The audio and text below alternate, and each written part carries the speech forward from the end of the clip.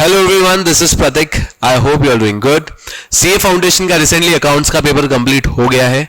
बाकी पेपर आपके चल रहे हैं। उम्मीद है वो फाउंडेशन का अकाउंट्स का पेपर आपका काफी अच्छा गया होगा। ये वीडियो हमने स्पेशली इन बच्चों के लिए बनाया है जिन बच्चों का अगले अटेम्प्ट में एग्जाम आने वाला है। तो डिस्क्लेमर ये है कि अगर आप in between of your CA foundation के एग्जाम्स में हो तो आपको ये वीडियो नहीं देखना है। इससे हुआ क्या, हम जो सोल्यूशन यहाँ पे डिस्कस करने वाले हैं, एंड भगवान ना करे अगर आपका वो सॉल्यूशन ये सॉल्यूशन आपके सॉल्यूशन से अगर मैच नहीं हुआ तो हो सकता है आपका कॉन्फिडेंस में खलबली मच सकती है। ठीक है, so before watching this video अगर आपका एग्जाम कंप्लीट हो गया है तो बिंदास वॉच करिए, एनालिसिस करिए आपके परफॉर्मेंस को। एंड अगर आपका एग्जाम अगले अटेम्प्ट में तो डेफिनेटली इस वीडियो को पूरा कंप्लीट देखना है, बिकॉज बहुत सारे ऐसे फैक्टर्स आपको समझेंगे कि कौन से एरिया में आपको ज्यादा फोकस करना है। देखो CA exams is all about the strategic direction. ठीक है, आप सारा सिलेबस अगर 10 बार पढ़ोगे तो जरूरी है कि आपका 100% अटेम्प्ट होके बहुत अच्छे मार्क्स हो जाएंगे। The most important thing is strategy, and smart work से हम स्ट्रैटेजी बनाते हैं, तब जाके आपके बहुत अच्छे नंबर्स हर एक सब्जेक्ट्स में आते हैं। ठीक है, चलो स्टार्ट करते हैं आपका पेपर। तो सबसे पहला पेपर को अगर हम कैटेगरी वाइज डिवाइड करें, सो इजी था क्या सर, एवरेज था क्या सर, अबव एवरेज था क्या, बहुत ज्यादा डिफिकल्ट था, आउट ऑफ बॉक्स था, तो एज पर माय ओपिनियन कि ये पेपर एवरेज और अबव एवरेज के बीच में रहा है। सर बहुत ज्यादा इजी नहीं कह सकते, कुछ क्वेश्चंस में थोड़ी ट्रिकी एडजस्टमेंट्स थी, बहुत ज्यादा डिफिकल्ट भी नहीं कह सकते। एवरेज इसके लिए कह रहे हैं बिकॉज कुछ बच्चों को ये पेपर इजी तो लगा है, प्लस उसके साथ साथ लेंदी भी फील हुआ है, लेंदी भी फील हुआ है, क्योंकि सी एग्जाम्स इज ऑल अबाउट वही होता है कि भाई आपको 3.5 या 4 घंटे का पेपर जो है आपको 3 घंटे के अंदर समाप्त करना होता है, तो वही स्ट्रैटेजी डिसीजन मेकिंग होती है। तो इसीलिए कुछ बच्चों को ये पेपर लेंदी लगता है। अगर स्टार्टिंग से प्लानिंग नहीं करी होगी, बहुत सारे मॉक टेस्ट पेपर नहीं दिए होंगे, प्रैक्टिस नहीं करी होगी, तो डेफिनेटली आपको पेपर बहुत ज्यादा लेंदी लग सकता है। बट मेरे हिसाब से ये पेपर एक एवरेज कैटेगरी का पेपर बोल सकते हैं, जिसमें 50 स्कोर करना वाज क्वाइट इजी। ठीक है, 50 के ऊपर अगर स्कोर करना है 60, 70, 80, 90 प्लस, तो यस थोड़े बहुत चैलेंजेस बच्चों ने फील करे होंगे, बाकी पेपर सॉर्टेड था। चलो डिस्कस करते हैं। आइए, सबसे पहला क्वेश्चन आपका 12 मार्क्स का पूछा गया था, which is true and false. ठीक है, सो ट्रू एंड फॉल्स के साथ साथ आपको रीजंस भी उसके देने हैं। आइए सबसे पहला डिस्कस करते हैं। Trade discount is recorded in discount column in triple column cash book. मतलब ट्रिपल कॉलम कैश बुक के अंदर कितने कॉलम्स होते हैं सर? एक कैश का कॉलम होता है, एक बैंक का कॉलम होता है, डिस्काउंट का कॉलम होता है। तो क्या वो डिस्काउंट कॉलम के अंदर ट्रेड डिस्काउंट रिकॉर्ड होता है क्या sir? Answer is no. Trade discount भाई कहीं पर भी रिकॉर्ड नहीं होता है, ट्रेड डिस्काउंट रिकॉर्ड नहीं होता है। इसका आंसर क्या है सर? इसका आंसर है फॉल्स। ठीक है sir. Next, money measurement concept means transactions are to be recorded at a uniform monetary units. तो मनी मेजरमेंट कॉन्सेप्ट तो हमें पता है ना, the thing which can be measured in terms of money, वही चीजें हमें रिकॉर्ड करनी है। यस और नो? Yes sir. बट यहाँ पे यूनिफॉर्म मॉनेटरी यूनिट्स का मतलब क्या है सर? यूनिफॉर्म मॉनेटरी यूनिट्स का मतलब है कि अगर आपका जो बिजनेस है जिस स्टेट में, जिस कंट्री में रादर काम कर रहा है, वर्किंग कर रहा है, तो उस करेंसी में वो रिपोर्ट होना चाहिए। ऐसा नहीं कि आपका profit and loss account dollar में प्रेजेंट हो रहा है, आपका बैलेंस शीट किसी अदर करेंसी में रिकॉर्ड हो रहा है और कहीं अकाउंट्स आपके अदर करेंसी में रिकॉर्ड हो रहे हैं, ऐसा नहीं। यूनिफॉर्मिटी उसके अंदर होनी चाहिए। तो इसका आंसर क्या है सर? इसका आंसर है ट्रू, बिकॉज यस आपका यूनिफॉर्मिटी आपके मॉनेटरी टर्म्स के अंदर होनी चाहिए। मतलब सारे जो फाइनेंशियल रिकॉर्ड्स है वो सेम मॉनेटरी सिस्टम के अंदर या यूनिट्स के अंदर मेजर्ड होनी चाहिए। ठीक है sir. Next, third question, if a society NPO, ये थोड़ा सा चैलेंजिंग लगा होगा बच्चों को। If a society which is non profit organisation has a separate trading activity, उनका क्या है सर? एक सेपरेट ट्रेडिंग एक्टिविटी है, एंड उसका प्रॉफिट एंड लॉस जो आता है उस ट्रेडिंग एक्टिविटी से, उन्होंने बोला है कि shall be transfer to income and expenditure account at the time of consolidation. Consolidation का मतलब क्या है? हमारा एक बिजनेस है, हम कुछ नॉन प्रॉफिट ऑर्गेनाइजेशंस की एक्टिविटी करते हैं, या मान लो हम नॉन प्रॉफिट ऑर्गेनाइजेशंस है, हम ऐसा कुछ एक्टिविटी करते हैं जहां पर प्रॉफिट मिलता हो, तो हम जब कंसोलिडेशन करेंगे, मतलब सारे अकाउंट्स रिकॉर्ड को हम कोलैबोरेट करेंगे, उस समय पे डेफिनेटली उन ट्रेडिंग एक्टिविटीज का प्रॉफिट जो है डेफिनेटली हमारे कोलैबोरेशन के अंदर ऐड हो जाएगा, कंसोलिडेशन के अंदर ऐड हो जाएगा। ठीक है, तो इसका आंसर भी क्या है सर? इसका आंसर भी है ट्रू सर। समझे? और ये वाला सम है ना, हमारे जेके शाह के टेक्स्ट बुक के अंदर एक सम है जिसके अंदर है ना हम कुछ ट्रेडिंग एक्टिविटी करते हैं, एंड उन ट्रेडिंग एक्टिविटी में ना सेल्स का फिगर दिया हुआ है, कॉस्ट ऑफ गुड्स सोल्ड का फिगर दिया है, एंड उसमें से हम प्रॉफिट पिक करते हैं, तो वो प्रॉफिट भी हम कंसीडर करते हैं कंसोलिडेशन के समय पे। डेफिनेटली ये एक प्रैक्टिकल क्वेश्चन से बनाया हुआ एमसीक्यू है, बहुत जबरदस्त एमसीक्यू था, थोड़ा सा बच्चों को चैलेंजिंग लगा होगा। जिन्होंने बहुत डिटेल में स्टडी करी है, सारे क्वेश्चंस मॉड्यूल जेके शाह टेक्स्ट बुक अगर पूरा फॉलो किया है तो डेफिनेटली उसको कहीं पर भी दिक्कत नहीं आई होगी। Partners in partnership firm will share the profit of business according to their capital contribution in absence of agreement. भाई अगर अग्रीमेंट नहीं है तो as per provision of partnership act क्या होता है सर, इक्वल होता है sir, equal. So this is the false answer. बात समझे सर? हाँ sir. Next, LLP should have 2 designated partner. ये बात तो सही है सर, 2 डेजिग्नेटेड पार्टनर तो होने चाहिए who are resident in India. मतलब ये क्वेश्चन सर आपको ये कह रहा है कि दोनों के दोनों पार्टनर रेसिडेंट होने चाहिए, नहीं भाई। अच्छा, ये क्वेश्चन जो है ना 5th वाला क्वेश्चन अकाउंटिंग का कम नॉलेज टेस्ट कर रहा है, आपका लॉ का ज्यादा नॉलेज टेस्ट कर रहा है। तो अगर आपने एलएलपी ढंग से पढ़ा हुआ है ना, फाउंडेशन ढंग से भी नहीं, एक रिव्यू भी किया है उसका, अच्छे से एक रीड मार लिया ना, तो भी आपको इसका आंसर आ जाएगा। इसका आंसर क्या है सर? फॉल्स, बिकॉज 2 नहीं सिर्फ एक पार्टनर हमारा रेसिडेंट होना जरूरी है। तो 5th का आंसर क्या है सर? फॉल्स। ठीक है सर, वेरी गुड।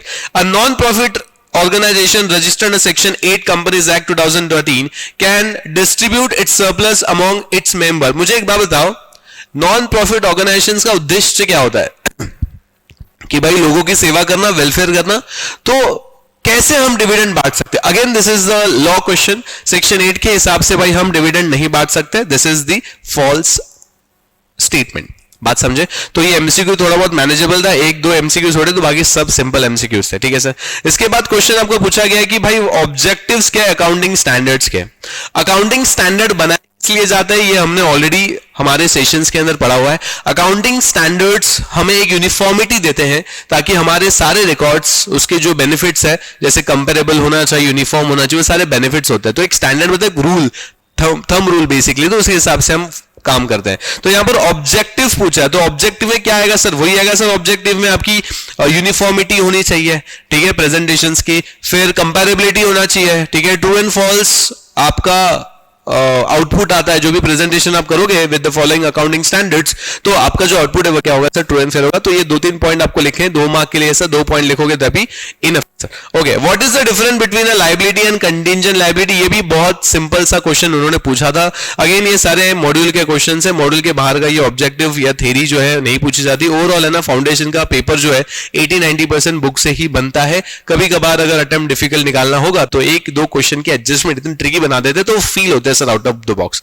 अदरवाइज देखो पूरा अकाउंट रियल, नॉमिनल, पर्सनल के अंदर ही घूमता रहता है, ठीक है। तो उसमें ऐसा कोई ऐसा बड़ी रॉकेट साइंस है नहीं, ठीक है। सो लायबिलिटी कंटीजेंट लायबिलिटी में क्या डिफरेंस होता है सर? लायबिलिटी मतलब भाई सर्टन है, लायबिलिटी मतलब सर्टन है, पेमेंट करना ही है सर। क्या उसको हम रिकॉर्ड करते हैं कैसे? यस सर, लायबिलिटी को हम रिकॉर्ड करते हैं। कहां रिकॉर्ड करते हैं? बैलेंस शीट की लायबिलिटी साइड में। So what about contingent liability? Contingent liability is a liability which is not yet certain, which may और which may not happen because it is depend upon some future uncertain event. तो अभी नहीं पता, इसका example क्या ले सकते हैं सर? हमने बिल्स ऑफ एक्सचेंज डिस्काउंट करा है, ये एग्जांपल होता है कंटीजेंट लायबिलिटी का। हमारे कंपनी के ऊपर कुछ केसेस चल रहे हैं, वो केसेस हम हार सकते हैं, जीत सकते हैं, ये भी हमारा क्या है? कंटीजेंट लायबिलिटी है। तो सर ये कहां लिखा जाता है? याद रखना, ये कहीं रिकॉर्ड नहीं करा जाता, इसको डिस्क्लोज करते हैं फुटनोट के अंदर। सो फुटनोट क्या होती है आपको अच्छे से पता है, बैलेंस शीट नीचे एक नोट डालते हैं, उसको फुटनोट कहते हैं। फुटनोट के अंदर हम इस लायबिलिटी को बेसिकली कंटीजेंट लायबिलिटी को क्या करते हैं? डिस्क्लोज करते हैं, because disclosure of contingent liability is material. बात समझे? बिकॉज उससे आपके इन्वेस्टमेंट्स का मतलब इन्वेस्टर जो होंगे उनका इकोनॉमिक डिसीजन जो है वो सिग्निफिकेंटली अफेक्ट हो सकता है सर। तो ये हमारे 4 मार्क का एक मस्त थ्योरी सब्जेक्ट के हिसाब से इन्होंने 2-2 मार्क के क्वेश्चन पूछे थे, ठीक है। तो ये सिंपल था सर। नेक्स्ट 1C क्या है sir? A trader prepared his final accounts on 31st March each year due to some unavoidable reasons no inventory taking could be possible। कहने से ये इन्वेंट्री का क्वेश्चन है। कुछ बच्चों को इन क्वेश्चंस के अंदर थोड़ी सी प्रॉब्लम हुई रहेगी बिकॉज ये रिवर्स कैलकुलेशन का क्वेश्चन उन्होंने पूछा है। क्या पूछा है सर? आपको 15 अप्रैल का स्टॉक दिया हुआ है विच इज 1,50,000, समझे? 1,50,000 15 अप्रैल का दिया है। मान लो ये अगर मैं यहाँ पे टाइमलाइन बनाऊं, सो 31st ऑफ मार्च आपका यहां पर आएगा एंड 15th ऑफ अप्रैल आपका नेक्स्ट फाइनेंशियल ईयर में फॉलो होगा, ठीक है सर। तो आपका इस दिन का सीओजीएस दिया हुआ है, बेसिकली कॉस्ट दिया हुआ है, ठीक है। कॉस्ट दिया है कितना है सर? 1,50,000। तो कहने से हमें रिवर्स आना है, तो इस दिन से अगर हम रिवर्स आते तो सारी चीजें रिवर्स कैलकुलेट करते हैं, मतलब जो सेल्स होता है, sales purchase, sales return, purchase return, उनको हम रिवर्स इफेक्ट देते हैं सर। सेल्स के वजह से क्या होता है सर? नॉर्मली स्टॉक कम होता है, बट रिवर्स आ रहे तो सेल्स क्या हो जाएगा सर? हो जाएगा। परचेज के वजह से क्या होता है सर? स्टॉक माइनस प्लस होता है, बेसिकली परचेज लेते तो स्टॉक बढ़ता है, बट रिवर्स आ रहे तो क्या करेंगे सर? माइनस करेंगे। Same with purchase return and sales return. आइए चेक करते हैं आगे क्वेश्चन में क्या दिया हुआ है। 1,50,000 के अंदर क्या क्या चीजें होंगी, ठीक है। इसको रफली हम सॉल्व करके देखते हैं। चलो 1,50,000 हमने ये पहला फिगर ले लिया, आगे क्वेश्चन देखो क्या कह रहा है, ये आपको क्रेडिट सेल्स का अमाउंट दिया है, कैश का अमाउंट दिया है, मतलब sales in cash, sales in credit. याद रखना ये सेल वैल्यू है सर, मतलब इसके अंदर प्रॉफिट इंक्लूडेड है। जब हम कॉस्टिंग की बात करते हैं, इन्वेंट्री की बात करते हैं, तो इन्वेंट्री हमेशा as per accounting standard two cost पर रिकॉर्ड होता है, जो बेसिक है cost which is lower, but cost is the important factor. तो हमें इस प्रॉफिट में से, ये जो सेल वैल्यू है इसमें से प्रॉफिट क्या करना पड़ेगा सर, माइनस करना पड़ेगा, और फिर जो कॉस्ट आएगी वो लेनी पड़ेगी। तो कॉस्ट का परसेंटेज, प्रॉफिट का परसेंटेज आगे दिया होगा। Purchase in cash and purchase in credit आपको दे दिया है सर, ये ऑलरेडी कॉस्ट पे होता है, तो इसको कोई कन्वर्जन करने की जरूरत आपको नहीं है। ठीक है, फिर नेक्स्ट 25 मार्च गुड्स हमने क्या करें सर, 30,000 के बेचे हैं, वर सेंट ऑन सेल और रिटर्न बेसिस। सेल और रिटर्न बेसिस पे हमने हमारे कस्टमर को गुड्स बेचे हैं। एंड पीरियड ऑफ अप्रूवल कितने का सर, 4 वीक का है, 4 वीक्स का है। He return 25% of the goods on 12 April, 25% goods इन्होंने 12 डन कर दिए sir. And approving the rest क्या हो गया सर, अप्रूव हो गया। The customer was billed on 25th of April, 25th of April को हमारे कस्टमर को हमने क्या कर दिया सर, बिल कर दिया। ठीक है, और सेल्स और रिटर्न बेसिस में क्या होता है सर, सेल्स और रिटर्न बेसिस में याद रखना कि जब आपका सेल और अप्रूवल बेसिस का क्राइटेरिया हो एंड 31st ऑफ मार्च मतलब फाइनेंशियल ईयर एंड के डेट तक अगर उन्होंने कंफर्मेशन नहीं भेजा तो हम उसको रिवर्स पास करते हैं, वो सब रिवर्स करते हैं हमारे स्टॉक में, मतलब वो इन्वेंट्री बढ़ाते, सेल्स का अपोजिट एंट्री पास करते हैं। ठीक है सर, आगे देखते हैं इसमें क्या होगा डिटेल में। The trader had also received goods costing ₹10,000 in March for sale on consignment basis, which is consignment basis पे 10,000 के गुड्स हमें मिले। कभी मिले सर, हमें मार्च के महीने में मिले, मतलब हमारे करंट फाइनेंशियल ईयर में मिले। ठीक है, उसमें से क्या हुआ, 50% of the goods had been sold by 31st of March. 31st of March तक हमने 50% क्या कर दिया सर, बेच दिया। एंड अनदर 25% हमने 15th अप्रैल को बेचा। ठीक है, बट हमारे गुड्स कितने बच गए हमारे पास, कहने से रिमेनिंग 25% बच गए।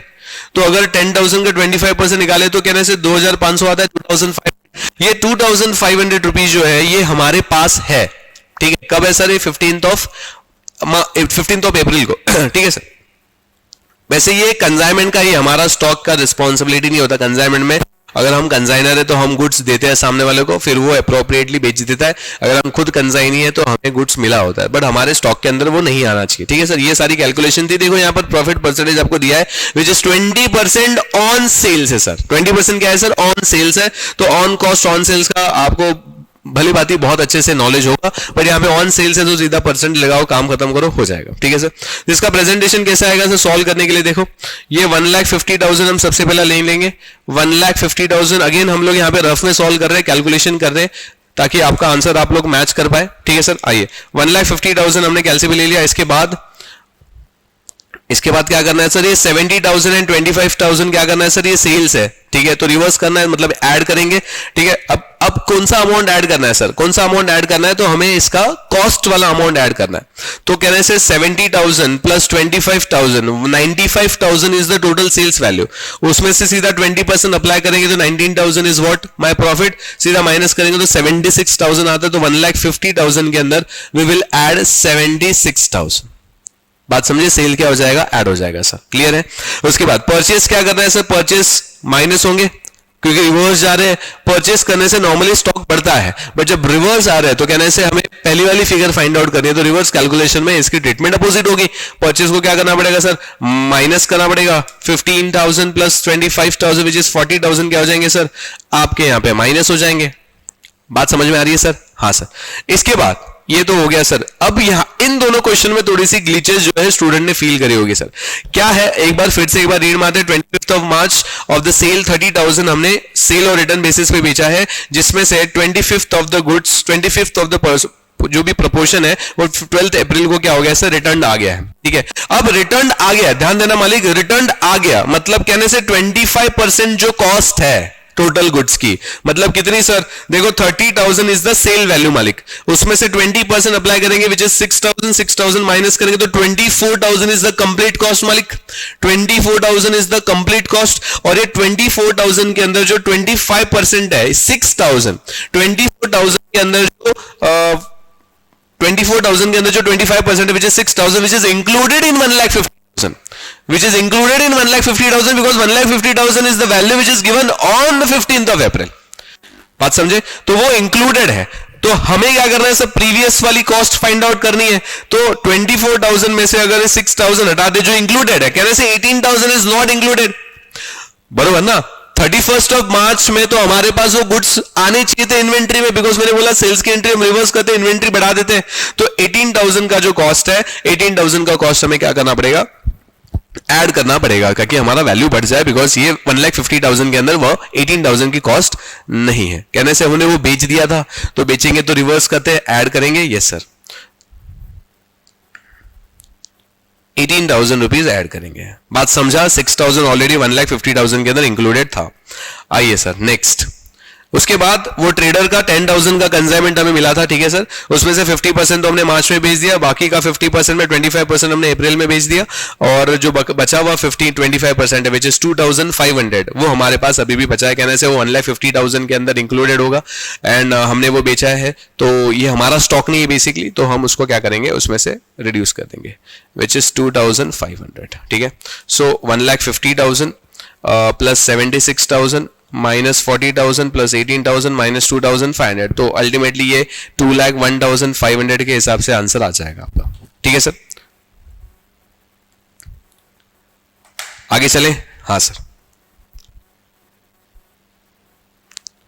नेक्स्ट है, following errors were found in the books of XYZ, give necessary entries to correct them। तो कहने से this is a rectification.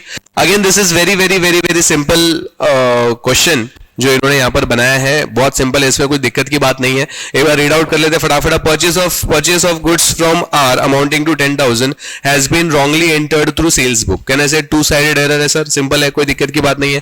Furniture purchase for office use, मतलब ये पूरे जो 2A जो था ना ये अपना रेक्टिफिकेशन का, उसमें कोई भी दिक्कत नहीं थी, सारे क्वेश्चन इजी बनाए थे, सारे क्वेश्चन इजी बनाए थे।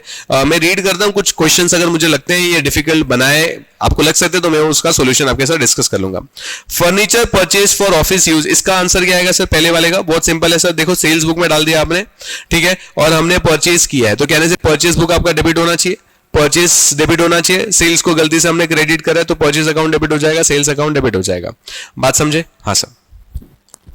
नेक्स्ट, एंड क्रेडिट क्या हो जाएगा सर? आर का अकाउंट क्रेडिट हो जाएगा। टू साइडेड एरर है, तो सस्पेंस का यूज यहां पे हम नहीं करेंगे। फर्नीचर परचेज किया सर ऑफिस के लिए 25,000 का, बट गलती से हमने उसको परचेज में दिखा दिया, कहने से अगेन गलती कर दिया, तो परचेज क्या हो जाएगा सर? आपका कैंसिल हो जाएगा, फर्नीचर को हम रिकॉर्ड कर देंगे। Minor repairs to furniture, repairs to furniture किया तो रिपेयर्स अकाउंट आना चाहिए सर, गलती से हमने फर्नीचर अकाउंट में डेबिट कर दिया, तो रिवर्स कर देंगे सर, बहुत सिंपल सी बात है। Wages amounting to ₹3,000 to paid for workman for office furniture, कहने से दिस इज कैपिटल एक्सपेंडिचर, तो wages account debit to cash की जगह क्या आना चाहिए था? Furniture account debit to cash आना चाहिए था, गलती से हमने क्या कर दिया सर? वेजेस को डेबिट कर दिया, तो रिवर्स कर देंगे, मतलब फर्नीचर टू वेजेस आ जाएगा, ठीक। Tuition fees of proprietor since 25,000 has been debited to audit fees की जगह पे ड्राइंग आना चाहिए था, गलती से हमने क्या कर दिया? ऑडिट फीस कर दिया, तो कहने से ड्राइंग अकाउंट क्या हो जाएगा सर? आपका डेबिट हो जाएगा, और ऑडिट फीस जो आपने ऑलरेडी डेबिट करा है वो सर क्या हो जाएगा? कैंसिल हो जाएगा। Again this is just a discussion of question paper, full fledge question जो हम सॉल्व करेंगे उसका एक अलग से वीडियो बनाएंगे। दिस इज जस्ट रफली अ डिस्कशन, तो उसको डिस्कशन के हिसाब से लीजिएगा, ठीक है, क्योंकि हमें फास्ट ये सारी चीजें कवर करनी है, ताकि आपको वो सारी चीजें एक ओवरव्यू मिल जाए कि भाई किस प्रकार से क्वेश्चन पेपर जो है वो ड्राफ्ट किया गया था। An amount of ₹10,000 due from Mohan which had been written off as a bad debts करा गया था सर। बैड डेट्स की जनरल एंट्री क्या होती है sir? Bad debts account debit to debtors, है ना, and in previous year was unexpectedly recovered and had been posted to the personal account of Mohan. खत्म है बात। पर्सनल अकाउंट में गया, पर्सनल अकाउंट में जाना चाहिए था क्या? कहां जाना चाहिए था? बैड डेट्स रिकवर्ड अकाउंट में जाना चाहिए था, तो एंट्री क्या पास होनी चाहिए थी?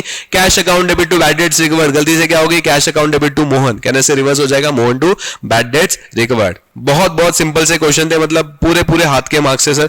हमारा गुड्स है, कॉस्टिंग जिसका 7,000 है, सेल प्राइस इज 10,000, हमने फ्री में डिस्ट्रीब्यूट किया है सर, फ्री में डिस्ट्रीब्यूट किया है। 11th स्टैंडर्ड का एंट्री है सर, 11th स्टैंडर्ड का, और रिकॉर्डेड कहीं नहीं किया, इसको रिकॉर्डेड कहीं नहीं किया, तो कहने से कंप्लीट ओमिशन है सर। इसको पूरी तरीके से हम क्या करेंगे? रिकॉर्ड करेंगे, और रिकॉर्ड करेंगे तो कहने से एंट्री क्या आएगी?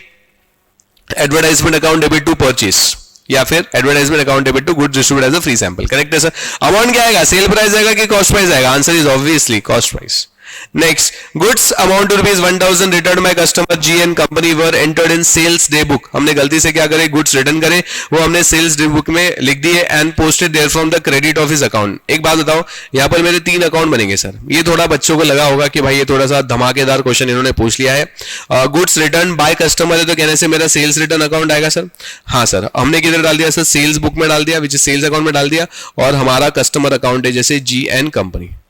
तो what should be the entry? Customer return किया तो sales return account debit to customer, मतलब sales return account debit to customer, sales return account के डेबिट में जाना चाहिए था और कस्टमर के क्रेडिट में जाना चाहिए था, जो कि क्वेश्चन कह रहा है कि हमने उस बंदे के क्रेडिट में डाल दिया, कोई दिक्कत की बात नहीं है।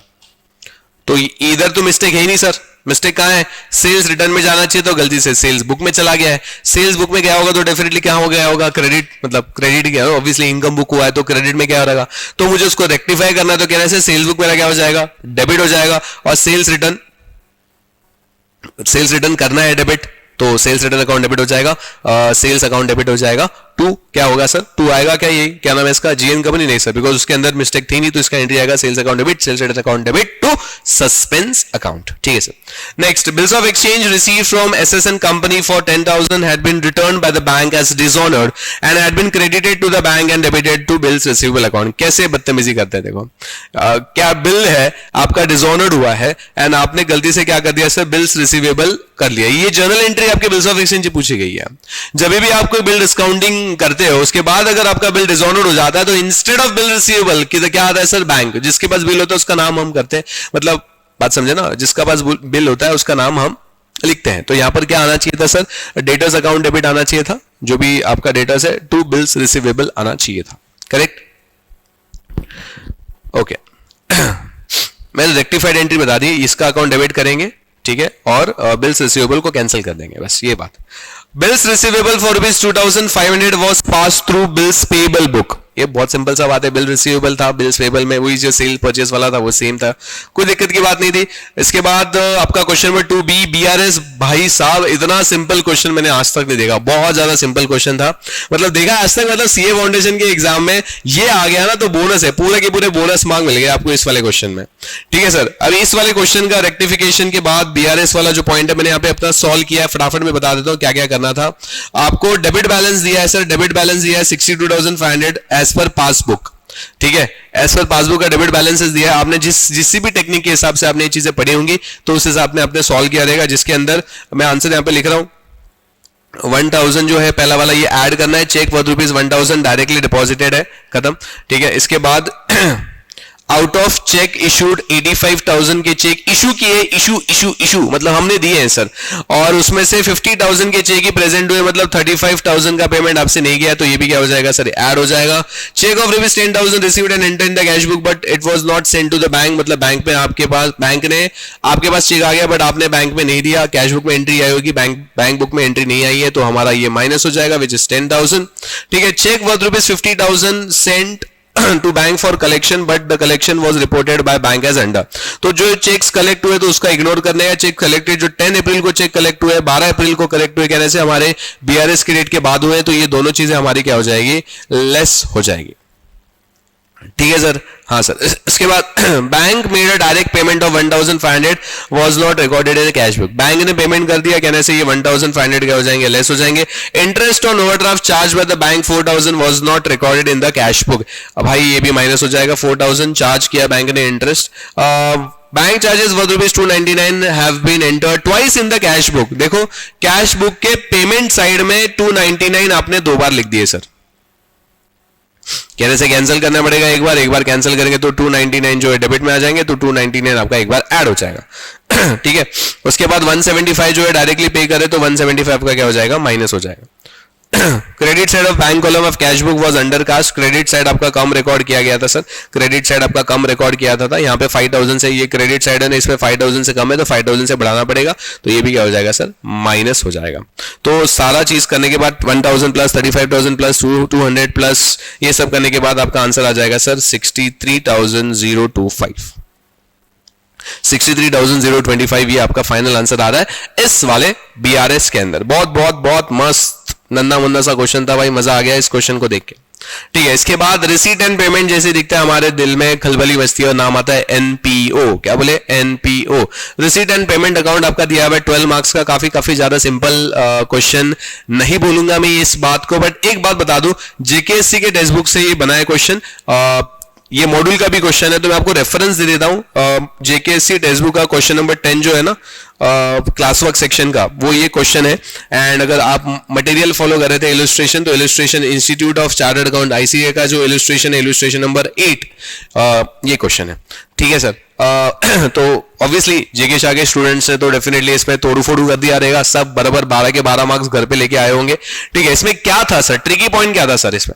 ये पूरे क्वेश्चन में जब भी हमने क्लास में ये रेगुलर क्लास में हमने ये क्वेश्चन डिस्कस कराया था, तो इस क्वेश्चन में हमने बहुत सारे ना रेड फ्लैग्स मार्क करे थे। What do you mean by red flags? देखो कैसा होता है, जब आप पढ़ते हो ना, हमेशा उन पॉइंट को आपको पॉइंटर्स के रूप में लिखना है कि भाई ये पॉइंट्स हमारे एग्जाम में इस पॉइंट से गलती होने के चांसेस ज्यादा होते हैं, तो वो सारे पॉइंट्स को हम रेड फ्लैग्स कहते हैं। तो ये रेड फ्लैग जो है इस वाले टॉपिक में क्या था, सबसे पहला ये पासबुक का बैलेंस सर। ठीक है, पासबुक का बैलेंस आपके पास ओपनिंग में भी दिया है, देखो पासबुक का बैलेंस आपको क्लोजिंग में भी दिया हुआ है। तो यहां पर ये ट्रिकी पॉइंट था इसके अंदर। क्या ट्रिकी पॉइंट था इसके अंदर, ये देखो, cheque unpresented being payment for repair. Same question है, थोड़े फिगर्स चेंज होंगे बट ऑलमोस्ट सेम क्वेश्चन है। इसके बाद ये क्या हो जाएगा सर, अनप्रेजेंट है ना, मतलब करंट अकाउंट से ही चीजें क्या हो जाएंगी, माइनस हो जाएंगे। मतलब इसका रेफरेंस आपको कहां लेना है, जब आप बैलेंस शीट बनाओगे ना, तो बैलेंस शीट दोनों साल की बनानी पड़ेगी, बिकॉज कैपिटल आपको चाहिए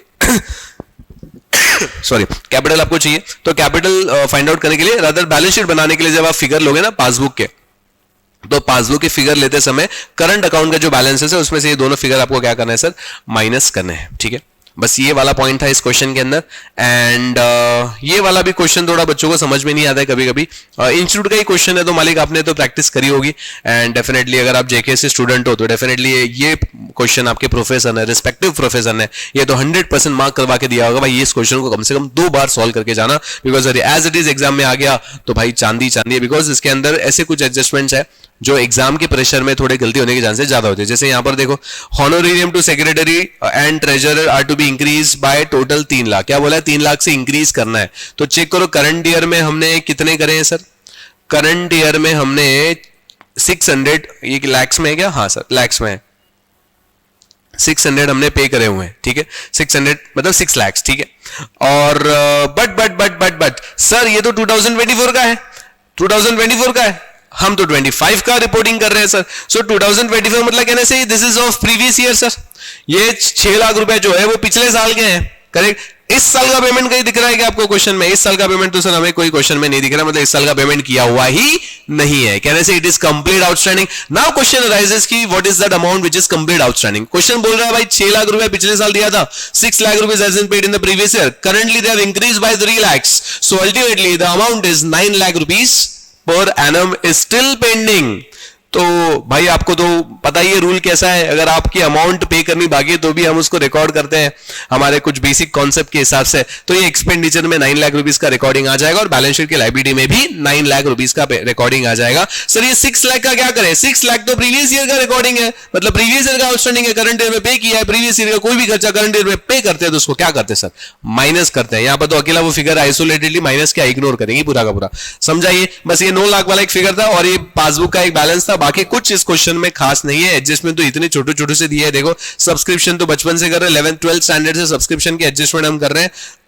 ये आउटस्टैंडिंग प्रिंटिंग का खर्चा दिया हुआ था, सिंपल है। Estimated value of machinery and equipment हमने इतने दिए हैं, कहने से ओपनिंग क्लोजिंग है आपका ये सर। एंड इंटरेस्ट अभी तक book interest not yet entered in the passbook, तो कहने से दिस इज आउटस्टैंडिंग इंटरेस्ट, तो ये इनकम में ऐड हो जाएगा, plus balance sheet asset side में दिखेगा। एंड ये बोनस भी आउटस्टैंडिंग है तो लायबिलिटी है, तो उस हिसाब से हम ट्रीटमेंट देंगे। ठीक है सर, आइए अगले क्वेश्चन पे चलते हैं। Question number B which is partnership form. ये तुम लोग को समझ रहा है हम क्या कर रहे हैं, हम एनालिसिस कर रहे हैं क्वेश्चंस की। तो आपका अगर आने वाला अटेम्प्ट है तो ये क्वेश्चंस आपके भी बुक में मिलेंगे आपको, जैसे मैंने बताया कुछ क्वेश्चंस हैं जो पॉसिबल है डिस्कस करना हो तो मैंने डिस्कस कर दिया। कुछ क्वेश्चंस ऐसे हैं जो आपको मैंने बता दिए मॉड्यूल के कौन से क्वेश्चन है, रेफरेंस दे रहा हूं, तो तुरंत जाके अगर आपका आने वाला अटेम्प्ट है तुरंत जाके उसको सॉल्व करने का, ठीक है, एंटिक लगाने का, भाई काली माता बलि स्वीकार करिए। आइए next, B ABC are partners sharing profit and loss in the ratio of 2:2:1. This is our old ratio. Their balance sheet किया है सर 31 मार्च 2024 का। आइए सर, लाइबिलिटी एंड एसेट्स की आपको पूरी फील्डिंग दी हुई है sir. Trade creditors, outstanding liability, general reserve, ABC 3 partner है sir. Land and building, furniture, closing stock दिया हुआ है सर, आपके पास डेटर्स है एंड आपके पास पैसा दिया हुआ है। The partners have agreed to take a D. नया पार्टनर आ रहा है sir, this is the question of admission, this is the question of admission, yes sir. ठीक है, ये क्वेश्चन का जो मैंने ये लिखा हुआ है, मेरा जो पर्सनल ओपिनियन है, 8 मार्क्स के हिसाब से ये थोड़ा सा लेंदी फील हुआ रहेगा तुम लोग को।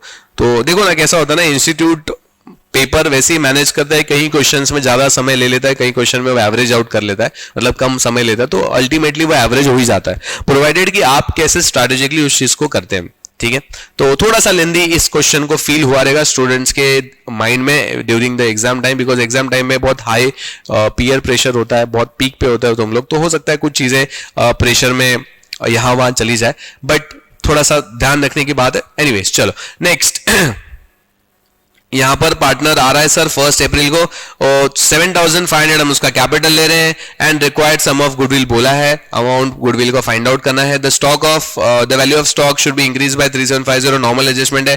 Provision for bad and doubtful debts हमें 10% दिया है। Furniture should be depreciated by 10%। The value of land and building हमारा एनहांस हुआ है 20% से, बचपन की एडजस्टमेंट है सारी रिवैल्यूएशन की। ठीक है sir, the value of goodwill बोला है सर 22,500। हो क्या बात है। General reserve will be transfer to the partners capital account. General reserve तो ये नहीं बोलते तो भी हम कर लेते भाई, बिकॉज एडमिशन रिटायरमेंट डेथ के केस में हम जनरल रिजर्व जो होता है विच इज अनडिस्ट्रीब्यूटेड प्रॉफिट का एलिमेंट, वो हमेशा डिस्ट्रीब्यूट कर लेते हैं। The new profit sharing ratio दिया है सर 5:5:3:2, तो कहने से ही गुडविल के एडजस्टमेंट के लिए काम आएगा, हमने अच्छे से क्लास में करा हुआ है। Old ratio and new ratio से हम एडजस्टमेंट एंट्री निकालते, बहुत सिंपल सा क्वेश्चन है।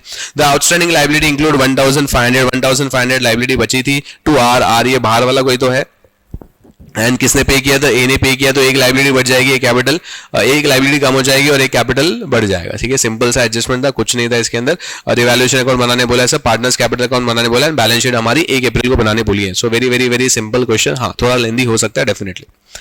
आइए ए समझ रहा है, तुम लोगों को मजा आ रहा है, कॉन्फिडेंस आ रहा है, तो पता है ना तुम लोगों का कर्म क्या है, मेरा कर्म क्या है। Rather we as a JKC what is our karma, to teach you better, to teach you at extraordinary level, to guide you in a better manner. But आपका कर्म क्या है बताओ, what is your karma, what is your karma, आपका कर्म क्या है sir. आपका कर्म है शेयर करना, लाइक करना, सब्सक्राइब तो आपने कर ही रखा होगा, इतना तो भरोसा है मुझे आप पे। तो प्लीज इस चैनल को, अगर आपको लग रहा है कि ये भाई जबरदस्त नॉलेज यहाँ पर मिला है या थोड़ा कॉन्फिडेंस बिल्डअप हुआ है, तो डेफिनेटली आप इस वीडियो को शेयर कर सकते हो, एंड लाइक एंड सब्सक्राइब तो डेफिनेटली बाय डिफॉल्ट आपको करना है। ठीक है सर, आइए अगले क्वेश्चन में चलते हैं। क्वेश्चन नंबर 4A इसी जोश के साथ हम पढ़ेंगे। अगर आपका क्वेश्चन ये टैली हुआ रहेगा तो फटाफट लाइक करेंगे sir. Yes sir, Amal Bimal and Kamal well partnership में है सर, ठीक है कोई दिक्कत नहीं है। 3:2:1 का रेशियो हमें दिया है। 10 मार्क का क्वेश्चन है, लाइबिलिटी दिया है, एसेट दिया है, ठीक है, कोई दिक्कत की बात नहीं है। उसके बाद क्या बोला है, अमल हैड बीन सफरिंग फ्रॉम आजादी हिल हेल्थ। ठीक है, सो अमल सफर कर रहा है भाई कुछ शारीरिक प्रॉब्लम से, और उसने नोटिस दिया है that he wish to retire. भाई रिटायरमेंट का सम आ गया, रिटायरमेंट का सम तो बहुत ज्यादा सिंपल होता है। ठीक है, बट इसमें ना एक 2-3 क्वेश्चन की खासियत है, वो भी हम डिस्कस करने। अच्छा ये बता दूं, ये भी हमारे मटेरियल का क्वेश्चन है। अगर मैं जेकेएससी की बात करूं तो जेकेएससी के मटेरियल में होमवर्क क्वेश्चन के अंदर this is I think question number 2 है ना। क्वेश्चन नंबर 2 जो है ये आपका सिमिलर क्वेश्चन आपको मिलेगा। उसके बाद ये जो एडजस्टमेंट है ना, चलो पढ़ लेते हैं, फिल्म बता दो। क्वेश्चन नंबर 2 एक याद आ गया तुरंत। The profit and loss for the year ended दिया है सर आपका 31 मार्च 24, which shows a net profit of 1,50,000 का नेट प्रॉफिट है, एंड इसको क्या करना है सर, रीओपन करना है। Bimal was to be credited with ₹30,000 as a bonus देना है उसको in a consideration for extra work के लिए बोनस देंगे sir, and which had develop upon him during the, मतलब बहुत सारा कर्म उसने मेहनत करी है sir. The profit sharing ratio दिया है sir to be revise enabled partners with effect from 1 April 23, मतलब प्रॉफिट शेयरिंग रेशियो को भी रिवाइज करने बोला है। तो कहने से ये पास्ट एडजस्टमेंट वाला पॉइंट है। मैं इसी पॉइंट की बात करूं, बस यही पॉइंट इस क्वेश्चन का ट्रिकी पॉइंट था जो जेकेसी के होमवर्क नंबर क्वेश्चन नंबर 2 में है। एंड अगर आप ये भी क्वेश्चन रेफर करोगे क्वेश्चन नंबर 5 अपने टेक्स्ट बुक का, तो क्वेश्चन नंबर 5 के अंदर भी जो है फर्स्ट एडजस्टमेंट सिमिलर टाइप का दिया हुआ है। एंड अगर आपने आईसीआई मटेरियल लिया हुआ है सर, इंस्टीट्यूट का मटेरियल अगर आप फॉलो कर रहे थे, डेफिनेटली जेके शाह के अंदर जो हमारा टेक्स्ट बुक है उसके अंदर सारी चीजें ऑलरेडी कवर्ड होती है, तो आपको एक्स्ट्रा कोई करने की जरूरत नहीं होती। बट मान लो ऐसे कोई स्टूडेंट्स इस वीडियो को देख रहे हैं जो जेके स्टूडेंट नहीं है, वो देख रहे हैं इस वीडियो को, याद रखना आपका मटेरियल का क्वेश्चन नंबर 45 नहीं question number 3, yes, module illustration है आपका 3, पेज नंबर 104 पे तो यहां पर आपको ये क्वेश्चन मिलेगा। तो सिमिलर एग्जाम में जो क्वेश्चन आया है वो वही है सर, मॉड्यूल का एक क्वेश्चन है, तो कोई दिक्कत की बात नहीं, बस ये वाला एक ट्रिकी पॉइंट था सर। उसके बाद ये तो नॉर्मल है, गुडविल को वैल्यू करना है सर 3 years ऑफ परचेस में, ठीक है। उसके बाद ये भी नॉर्मल है सर, फिक्चर्स आपको रिवैल्यू करना है, बिल्डिंग को आपको अप्रिशिएट करना है, इन्वेंटरीज को रिटर्न डाउन करना है, बाकी पूरा नॉर्मल क्वेश्चन है, बस वो पास्ट एडजस्टमेंट का पॉइंट छोड़ के, ठीक है। इसका डिटेल हम लोग डेफिनेटली इसका एक वीडियो बनाएंगे जिसमें डिटेल प्रॉपर क्वेश्चन सॉल्व होगा, ठीक है। अभी के लिए समझे ना कहां से रेफर करना है और आपको वहां पे देखना है, ठीक है। सिंपल सा अगेन क्वेश्चन है, चैलेंजिंग लगा होगा अगर किसी ने प्रैक्टिस नहीं करी होगी, जैसे पूरे सम्स नहीं करे होंगे, डेफिनेटली उनको थोड़ा चैलेंज फील आ रहेगा, अदरवाइज मैनेजेबल क्वेश्चन था, ठीक है सर। आइए नेक्स्ट। अच्छा, यहां पर उन्होंने 3:2 रेशियो दिया हुआ है, तो न्यू रेशियो इज गिवन, तो उस हिसाब से आपको चीजें करनी है। रिवैल्यूएशन अकाउंट बनाने बोला है, पार्टनर्स कैपिटल अकाउंट बनाने बोला है, बैलेंस शीट बनाने बोली नहीं है सर, ठीक है। इसके बाद एक क्वेश्चन बनाया था, balance sheet of ABC company आपको दी है, creditors, expense payable, capital, fixtures, vehicle, trade receivable, cash at bank. During the 24-25, his profit and loss revealed a net profit of 8,37,500. Profit and loss आपको दिया है. This was after allowing बाकी सारी adjustment, commission paid, ये सब करने के बाद आपको पीएनएल का प्रॉफिट दिया। अगर पीएनएल का प्रॉफिट दिया है ना, तो ये दो रिक्वायरमेंट की, ये दो इन्फॉर्मेशन की कोई गरज ही नहीं है हमें, क्योंकि ये ऑलरेडी पेड है एंड डिस्काउंट रिसीव्ड है, तो ऑलरेडी पीएनएल अकाउंट में वो कंसीडर हो गया रहेगा, तो उसका कोई करने का जरूरत नहीं है। हाँ, ये व्हीकल का ये कैपिटल एक्सपेंडिचर है, तो डिप्रिसिएशन के लिए हमें काम आ सकता है सर। यस, डेप्रिसिएशन निकालने बोला है, प्रोविजन बोला है सर, आरडीडी निकालने बोला है आपको ट्रेड रिसीवेबल के अंदर, but while preparing PNL account he forgotten provide for, तो ये दो चीजें आपको एडजस्ट करनी है, prepaid expenses and outstanding commission, जो नॉर्मल ट्रीटमेंट करते हैं वही करनी है सर। और आपको करंट एसेट दिए 31 मार्च के, मतलब क्लोजिंग दिए हुए हैं सर आपको, 31 मार्च की इन्वेंट्री दी हुई है, ट्रेड रिसीवेबल दिया हुआ है, बिफोर प्रोविजन दिया है सर, तो इस पे प्रोविजन निकालना पड़ेगा। कैश बैंक का बैलेंस दिया है, trade payables is given during the year, he introduce further capital of 375 into the business, तो ये फर्दर कैपिटल है। कैन आई से दिस इज द क्वेश्चन। ये फील आ रहा होगा, ये सिंगल एंट्री का क्वेश्चन है, बट मैं बता दूं ये हमारे जेकेएससी के बुक में बैलेंस शीट प्रिपेयर करने बोला है सर, आपका करेक्ट बैलेंस शीट आपकी प्रिपेयर करनी बोली है, तो सिमिलर इट इज, मेरे हिसाब से this is a question from final account.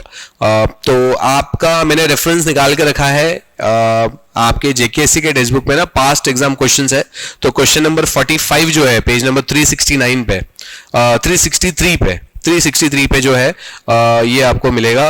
Page number तो शायद अगर न्यू बुक आपके पास है तो हो सकता है चेंज हो जाए, बट क्वेश्चन नंबर 45 तो है, ये आपको यहां से देखना है, ये अपना फाइनल अकाउंट के से आया हुआ क्वेश्चन है, ठीक है sir,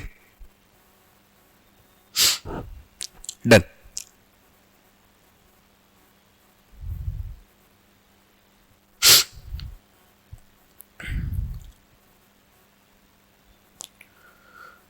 single entry final account वैसे क्या फर्क पड़ता है, आपको बैलेंस शीट बनाने बोलिए, बात खत्म, उसमें जाओ मत ना। सिंगल एंट्री का क्वेश्चन है कि फाइनल अकाउंट का क्वेश्चन है, आपको सिर्फ बैलेंस शीट बनानी। वैसे कुछ सिंगल एंट्री के क्वेश्चंस ऐसे हैं जो बहुत सारा डिफिकल्ट है, उसमें सब कुछ बनाना पड़ता है, अल्टीमेटली हमें बनाना क्या है, फाइनल अकाउंट बनाना है, ठीक है।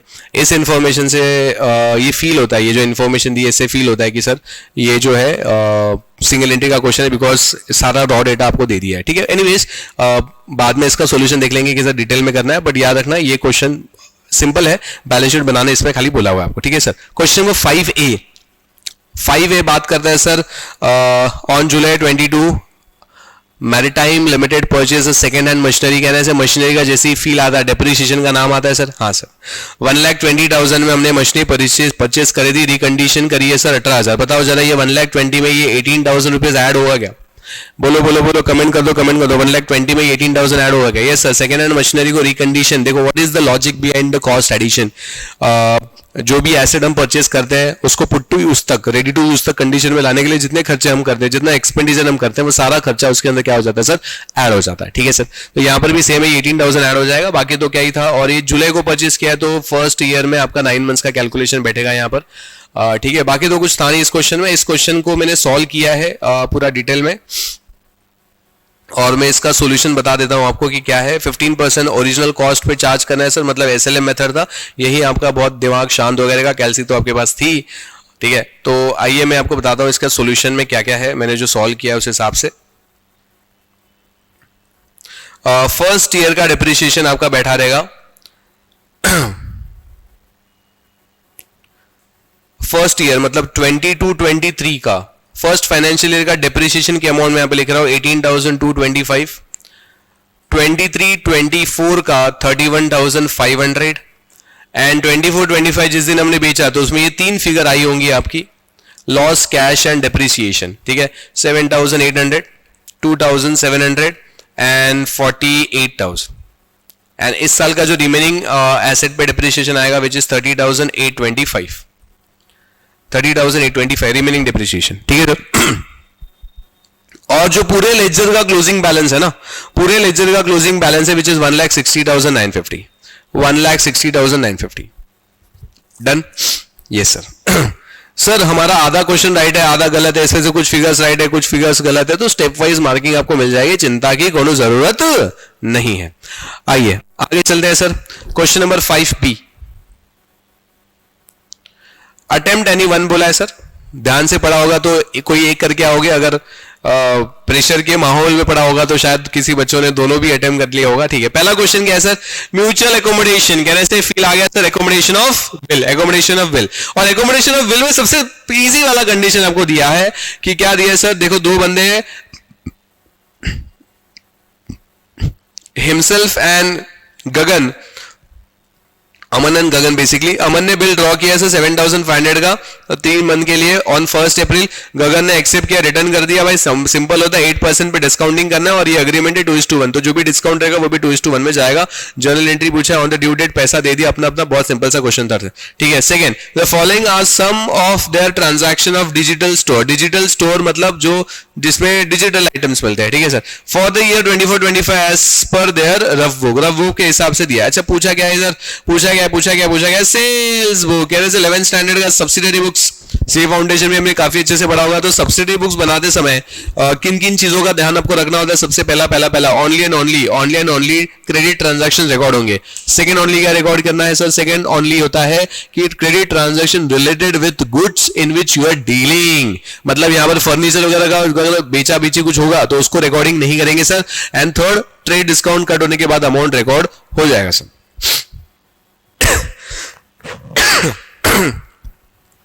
सॉरी चलो, इस हिसाब से कहने से ये अल्फा इंडस्ट्री का रिकॉर्ड हो जाएगा, अल्फा इंडस्ट्री का रिकॉर्ड हो जाएगा। कैलकुलेट करेंगे तो 77,000 इंटू 10 प्लस 21,000 इंटू 5 एंड पूरे पे क्या है सर 15% डिस्काउंट माइनस करोगे तो इसका रिकॉर्डिंग आ जाएगा 7,43,750, 7,43,750, ठीक है सर।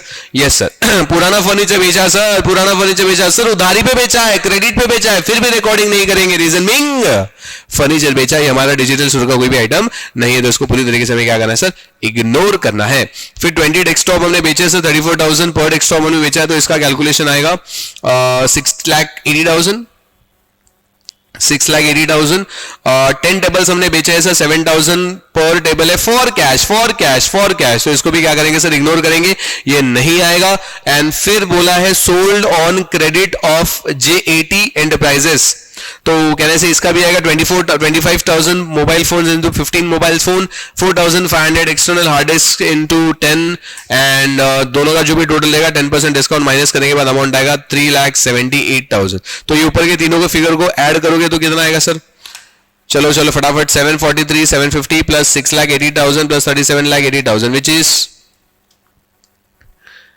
18,01,750। एक बार क्रॉस चेक कर लेते हैं, 743,750 प्लस 680 एंड 378 विच इज 18,01,750। ये आंसर आना चाहिए जो इन सब्सिडी बुक्स में पूछा गया है। आइए अगले क्वेश्चन पे चलते हैं which is the question from bonus company account का क्वेश्चन है sir. From the following notes pertain to the balance sheet PQR company limited क्या कर रहे हैं सर, ये ऑथोराइज कैपिटल है इनका 5 लाख शेयर्स का 100 ईच, तो टोटल आपको इन लैक्स फिगर दिया हुआ है। इशूड एंड सब्सक्राइब कैपिटल बोला है सर 1,50,000 इक्विटी शेयर्स है, 70 पेड अप है, मतलब 30 रुपीज क्या है सर अनपेड अप है, 10,000 11% शेयर्स है और ये फुली पेड अप है सर, ठीक है। तो कहने से अगर पार्टली पेड अप शेयर है तो इसको बोनस देने के पहले बहुत सारे टर्म्स एंड कंडीशंस होते हैं।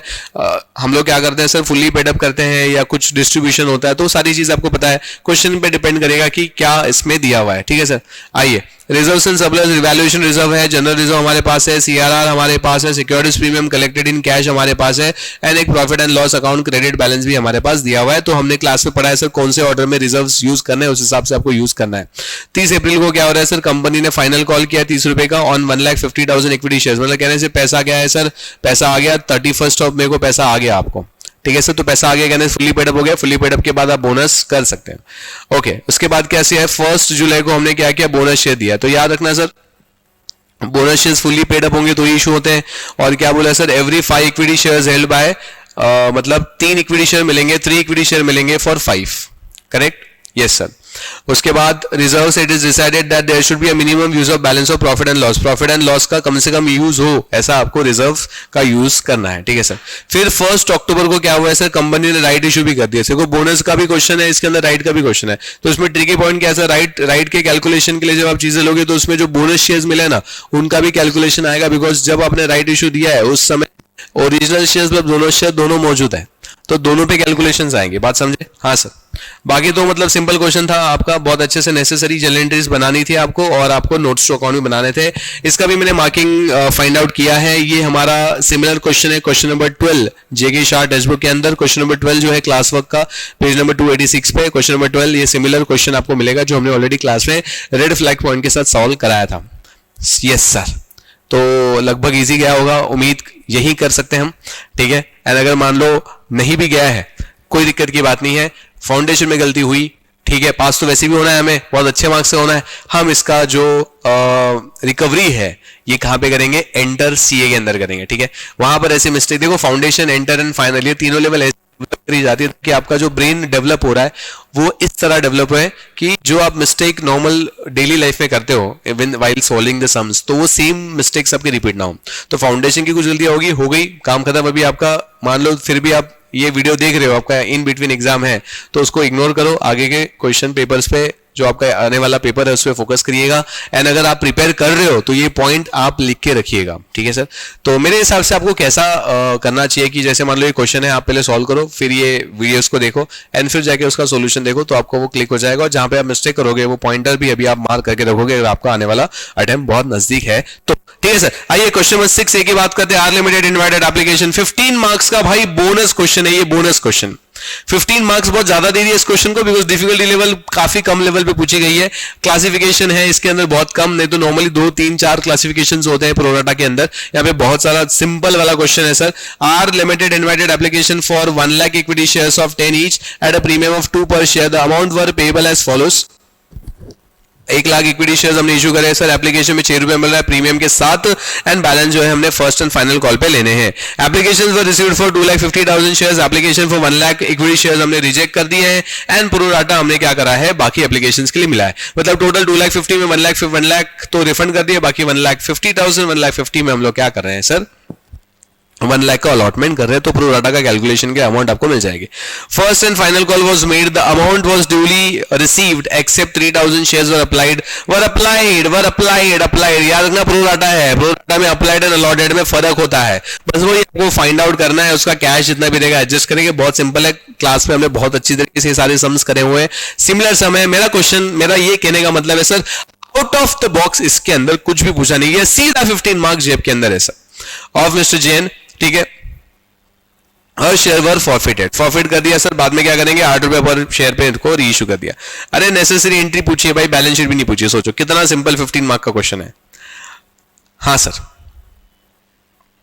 अच्छा ये क्वेश्चन है ना रिसेंट आरटीपी बेस भी था, जहां तक मुझे याद है आरटीपी में भी था क्वेश्चन, तो ये आरटीपी से भी रेफरेंस आप ले सकते हो, इसमें क्वेश्चन पूछा गया, सिंपल क्वेश्चन था sir. Define measurement and valuation principles. Valuation principle मतलब क्या होता है सर, वो होते हैं ना क्या, historical cost, net realisable value NRV, फिर आपका होता है प्रेजेंट वैल्यू फैक्टर पीवी, मतलब पीवी पे प्रेजेंट करने का, हिस्टोरिकल कॉस्ट, करंट एसेट्स, तो ये सारी चीजें जो है वो वैल्यूएशन प्रिंसिपल में आते हैं। कुछ 4 पॉइंट्स है वो आपको लिखना है, मेजरमेंट का डेफिनेशन आपको लिखना था। अगेन सिंपल सा पॉइंट था ये वाला भी। तो ओवरऑल मेरे हिसाब से ना सर, अगर आपने ढंग से पढ़ाई करी है, ढंग से का मतलब है पूरा सिलेबस एक बार आपने अच्छे से जेके एससी के बुक से कवर किया है, अगर आप मटेरियल फॉलो कर रहे होगे इंस्टीट्यूट का, तो वहां से अगर आपने फॉलो किया है एंड आपने ढंग से 1 या 2 बार अगर आपने मॉक टेस्ट दिया है, एंड बस ये दो चीजें, पूरा सिलेबस एंड मॉक टेस्ट, तो मेरे हिसाब से आपका पेपर काफी हद तक मैनेजेबल रहा होगा। एंड मेरे हिसाब से 50 मार्क्स स्कोर करना इस पेपर में काफी ज्यादा सिंपल बात है। थोड़ा सा ऊपर मेहनत तो थोड़ा एडिशनल करा होगा तो हमारा स्कोर आराम से एग्जामिनेशन के ऊपर आराम से पहुंच सकता है। 60 प्लस का टारगेट आराम से इस क्वेश्चन में अचीव कर सकते हो, ठीक है। तो अगर आपका पेपर इसमें हो गया है तो आपको पता चला होगा कि कहां पर आपको एनालिसिस की जरूरत है, कहां पर आपको रिपेयर की जरूरत है। एंड अगर आपका आने वाला अटेम्प्ट है सितंबर अटेम्प्ट या जैन अटेम्प्ट, तो प्लीज इस क्वेश्चन को सॉल्व करना, सारे क्वेश्चंस, एंड चेक करना कि कहां पर ग्लिचेस है। डेफिनेटली बहुत जल्दी इसके जो सॉल्यूशन है, ये सॉल्यूशन आपको इसके मिल जाएंगे चैनल के, एंड बहुत जल्दी इंस्टीट्यूट भी इसका सजेस्टेड लॉन्च कर देता है, ठीक है। दो तीन बातें मुझे बतानी है फाउंडेशन के अकाउंट्स के पेपर रिलेटेड। इसका जो चेकिंग होता है स्टेप वाइज होता है। अगर आपने का पेपर, बहुत सारे बच्चों का मैसेज आया था कि सर पेपर छूट गया हमारा, 75 का अटेम्प्ट हुआ, 75 का अटेम्प्ट हुआ, 70 का अटेम्प्ट हुआ, सर 15। सर देखो ये क्या होता है ना, अभी अगले पेपर के दिन या आपका अटेम्प्ट है आने वाला, ये बहुत ध्यान से समझना। सर 100 मार्क का पेपर होता है, divided by number of minutes है, 60 विच इज 180, करेक्ट। तो पर मिनट के लिए आपको कितना समय मिलता है, उस हिसाब से आपको चीजें अलॉट करनी है। तो 15 मिनट के लिए 15 मिनट का अगर है आपके पास क्वेश्चन का जो टिकट साइज, बेसिकली क्वेश्चन का जो मार्किंग है 15 मार्क्स का, तो 15 मल्टीप्लाई बाय दैट मिनट्स, तो पर मिनट के लिए आपके पास कितना समय होता है ये आपको मिल जाता है। एंड उस हिसाब से ही हमें कैलकुलेशंस करनी होती है, ठीक है। कुछ बच्चे ऑब्जेक्टिव्स को बहुत ज्यादा सीरियसली लेते हैं क्वेश्चन के अंदर, एंड बहुत ज्यादा उसके अंदर डीप डाइव होते हैं। कुछ बच्चे तो महान होते हैं कि आपका मान लो कोई सम टैली नहीं हुआ, ठीक है, कोई सम टैली नहीं हुआ, तो वो टैली नहीं हुआ तो उसके पीछे लगे पड़ जाएंगे, सर ऐसे कैसे, फाउंडेशन में तो हमने 50 सम सॉल्व किए, सारे टैली हुए हैं। ये मेन जहां पे परफॉर्मेंस की बात आती है, जहां पर परफॉर्म करना है मैदान में, वहां पर हमारा सम टैली नहीं हो रहा है, तो हम क्या करें, तो वही होगा, प्रेशर होगा, फिर हम सॉल्व करते बैठ जाएंगे, फिर से कैल्सी प्रेस करते बैठ जाएंगे, तो मतलब नहीं है। देखो एग्जाम्स के अंदर है ना, आपको कंटिन्यूस प्रोसेस में रहना है, आपको पूरा पेपर अटेम्प्ट करना है। आपके एक दो क्वेश्चन टैली नहीं भी होनी है तो भी आपका प्रेशर बढ़ना नहीं चाहिए, that is the most important thing, ठीक है। तो आने वाला अटेम्प्ट अगर आपका है तो काफी अच्छे से आपको प्लान करना है सर। उम्मीद है आपको वीडियो जो है हमारा एक 45 टू 50 मिनट्स के अंदर हमने ट्राई किया कि थोड़ा पेपर का ग्लिम्स थोड़ा सा हो सके उतने डिटेल में बात करी जाए। तो अगर आपको वीडियो अच्छा लगा रहेगा तो डेफिनेटली आपको क्या करना है, आपके कर्म क्या है सर, आपको लाइक शेयर करना है एंड सब्सक्राइब करना है इस चैनल को। इस चैनल पे बहुत सारे अपडेट्स आने वाले हैं, बहुत सारे वीडियोस आने वाले हैं जो आपके अकाउंटिंग के जर्नी के रादर फाउंडेशन की जर्नी को, एंटर के जर्नी को एंड डेफिनेटली फाइनल की जर्नी को बहुत ज्यादा स्मूथ बनाएंगे, ठीक है। With this thank you so much, मिलते हैं हमारे नेक्स्ट वीडियो में, थैंक यू।